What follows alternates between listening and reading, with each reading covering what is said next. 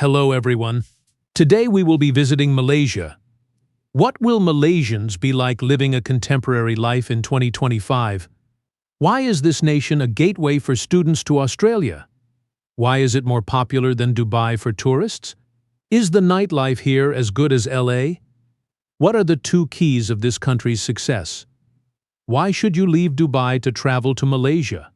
We will discover the answers to all these questions in today's video. And now, let's begin a fantastic voyage to Malaysia.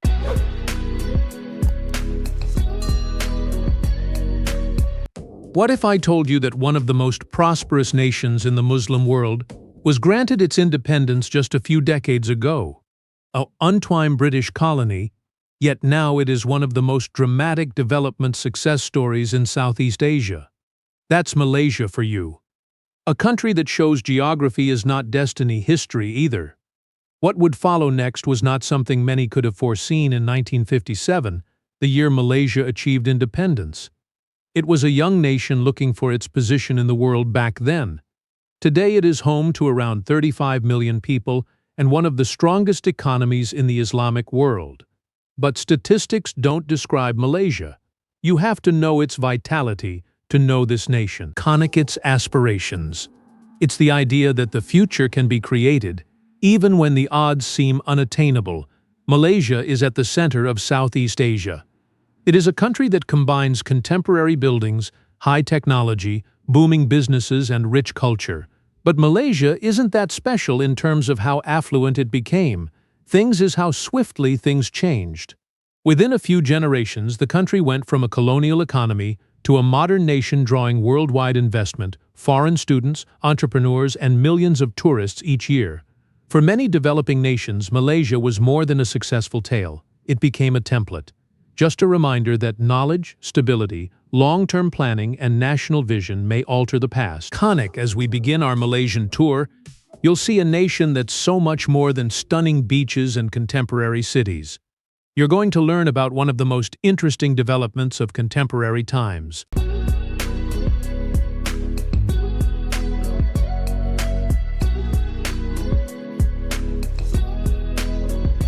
Malaysia's biggest strength, however, is not its economics, it's not its skyscrapers, and it is not the growth headlines. It is something a lot tougher to develop. People, different backgrounds, various histories, differing beliefs, learning to share a future together. If you look at a map, you will quickly notice something peculiar. Malaysia is not one single lump of land. It is separated into two primary areas. Peninsular Malaysia is south of Thailand, whereas East Malaysia is on the island of Borneo, bordering Indonesia and neighboring Brunei. Between them is the enormous South China Sea. At first sight, it seems like geography should divide the nation, but somehow it helps to define it. Because Malaysia has always been a place of convergence. A junction of commerce, travelers, civilizations, and ideas for ages. You see that legacy all around you now. It has a diversified population consisting mostly of Malays, Chinese Malaysians, and Indian Malaysians, along with various indigenous populations. Walking along a city street, you will see diverse customs living side by side. You may find a mosque beside a Buddhist temple. A Hindu festival may take place a few streets apart from a large Islamic celebration. Islam is the state religion and has a vital part in national life. But religious pluralism is nevertheless a defining feature of the nation's identity. Language gives the same story. Malay is the native language, although English is widely spoken, particularly in business, education, and tourism. And maybe that's what makes Malaysia so interesting. It's not that people are different, but that millions of individuals of diverse backgrounds continue to attempt to create something together. A common national tale, continuing in the process of being written every day.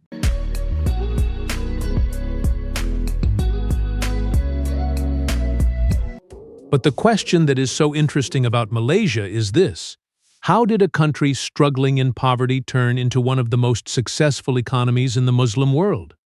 If you had visited Malaysia right after independence in 1957, you would have seen a very different nation. Agriculture had a very significant role in many communities.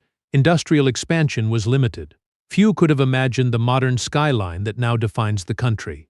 But Malaysia was not going to stay where it started. In the next decades, the nation searched for a bold vision for the future. One of the most notable participants in the change was Mahathir Mohamad. Love him or loathe him, few can deny his impact on modern-day Malaysia. Iconic, under his leadership, the government hastened industrialization, constructed infrastructure, and worked aggressively toward economic modernization. Roadways and buildings were just part of the story. Malaysia has invested much on education. Its focus was on the formation of bright workers, engineers, entrepreneurs, and professionals ready to compete in a globalized market. Investment was drawn by economic benefits. The manufacture greatly increased, technology industries began to bloom. Steps to improve the quality of governance helped raise trust among investors. The results were fantastic. Malaysia has gone from a commodity-based economy to one of the most dynamic economies in Southeast Asia in one generation. Iconic many developing countries see the experience of Malaysia today as a model for long-term growth. This is not something Malaysia achieved overnight. It was based on planning, education, discipline, and a belief that national progress is based on thinking decades ahead, not just years. And that lesson might be one of Malaysia's greatest exports to the world.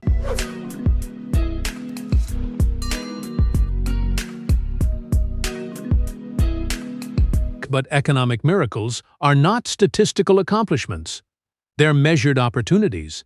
And chance for a fresh graduate to get a job, the chance for a family to reach the middle class, the chance for a nation to compete on the global stage. And for decades, Malaysia has been generating these chances. Malaysia's economy is valued over $400 billion today and is one of the strongest, most diverse economies in Southeast Asia. What's impressive about that accomplishment is the sheer number of diverse industries involved in making it happen. Electronics manufacturing is a huge pillar of the economy. In reality, you will likely find Malaysian-made components within items used by millions of people across the globe every day. Iconic. The nation also has developing automotive, chemical, and energy industries. Meanwhile, oil and gas are still generating considerable cash and facilitating national growth. Tourism is yet another important driver of development. Every year, millions of tourists contribute to the success of hotels, restaurants, transportation services, and many local businesses. Most notably, there is an emerging trend of global technology businesses choosing Malaysia as a location for investment, research, production, and regional operations. That investment generates employment, and there are opportunities in such occupations. Today, Malaysia is attracting not just foreign firms, but also students, skilled workers, entrepreneurs, and professionals from around Asia and beyond. Iconic, and perhaps it is the best measure of success. When people of other nations don't desire just to visit your country, they want to make their future here. Modern Malaysia has made opportunity one of the most precious resources of the nation.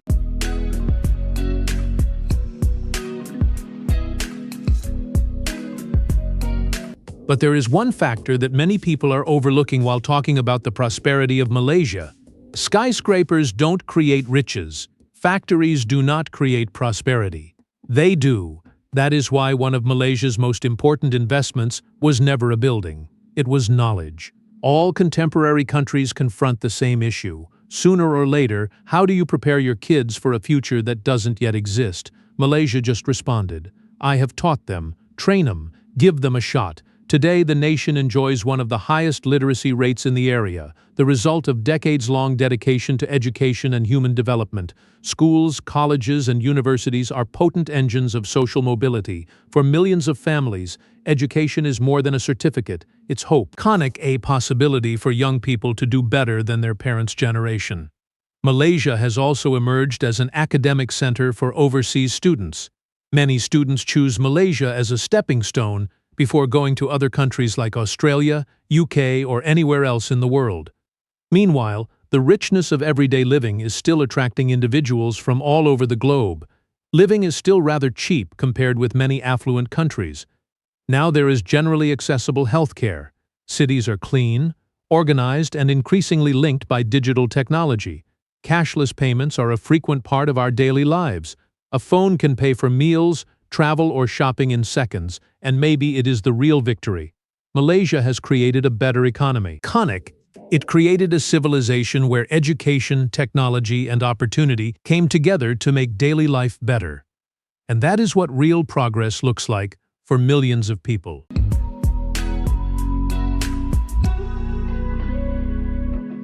But if you truly want to witness Malaysia flourish with your own eyes, a location the tale is hard to get out of, Kuala Lumpur, the pulsing heart of Malaysia today, where dreams may fly, the town.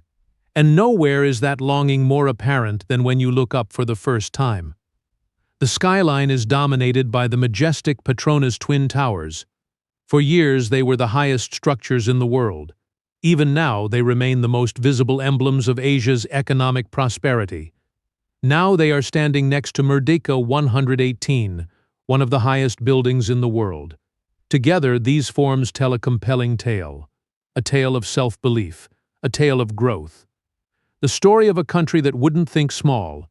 But Kuala Lumpur isn't only about gorgeous buildings. This is a city on the go. Iconic every morning, millions of people move around the contemporary transportation network that includes MRT lines, metro systems, buses, and rail links, linking the various regions of the metropolitan area. Getting about is surprisingly simple for tourists. It is part of the everyday existence of the people. Kuala Lumpur's great thing is that it has equilibrium. When you go through the financial district, you might be in New York, Singapore, or London. But a few steps away are historical marketplaces, historic mosques, family-run cafes, and neighborhoods with plenty of local flavor. The outcome is unusual, a global city that recognizes where it comes from.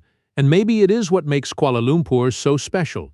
It is not only Malaysia's riches, iconic. It is a reflection of the aspiration of what the nation has become.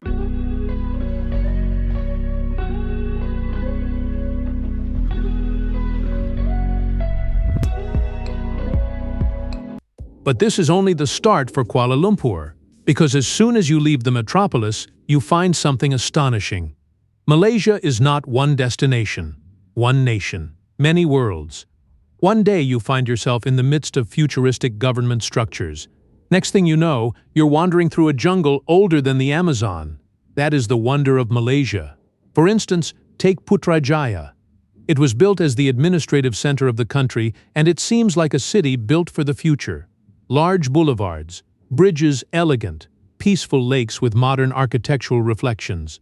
It is a testament to Malaysia's vision and ambition. Next are the Batu Caves, a huge limestone hill and one of the most prominent Hindu pilgrimage locations outside India. Climb the lively stairway and discover temples, shrines, and a spiritual ambiance that draws people from across the globe. If you want something totally different, go to Genting Highlands. Cool mountain air high above the tropical heat surrounds the hotels, entertainment complexes, and stunning vistas beyond the horizon. But perhaps Penang illustrates Malaysia's variety better than anywhere else.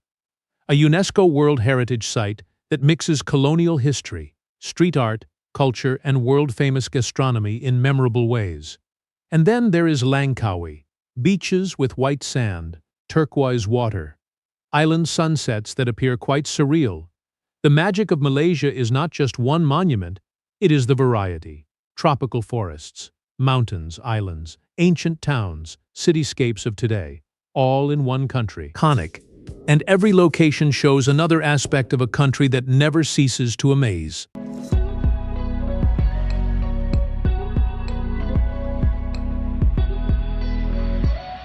But the real Malaysia isn't only about the prominent landmarks.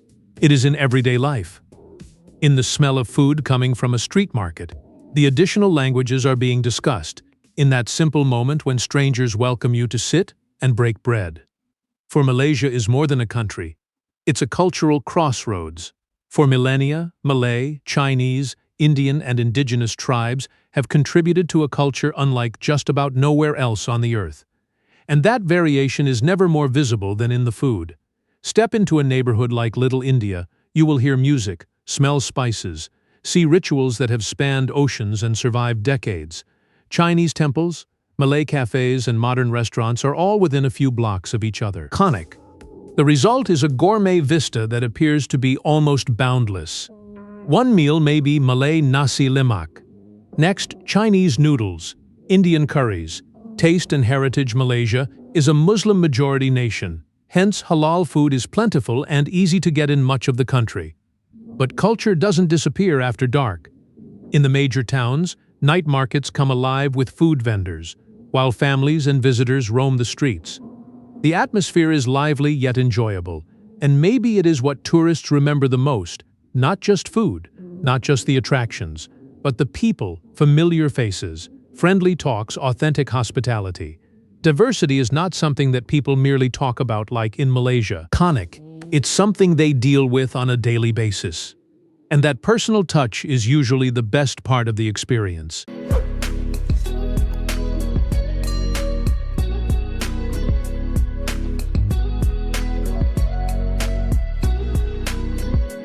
And why do tens of millions choose Malaysia every year?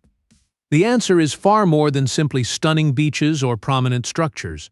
What travelers find here is something rarer indeed in the modern world: balance.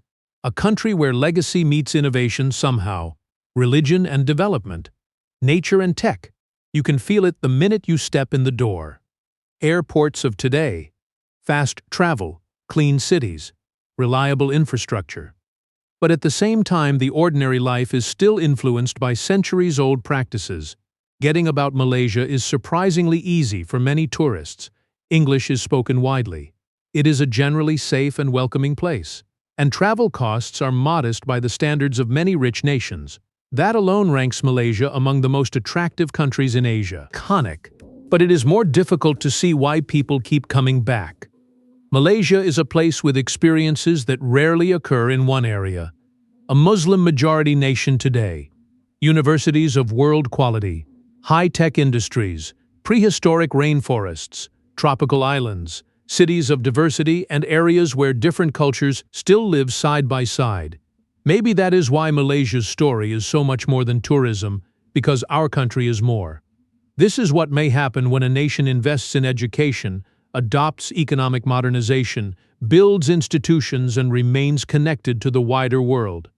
Malaysia has gone a long way from its days as a colony to one of Asia's most celebrated success stories. And maybe the most important lesson of all is, the future of a country is not determined by where it begins. It is constructed by whatever its people choose to make together. And this is what Malaysia continues to show day in day out. If this gave you a fresh viewpoint, subscribe for more intriguing views, and tell me what spoke to you the most in today's video. Thanks for viewing the whole video. See you in the future one.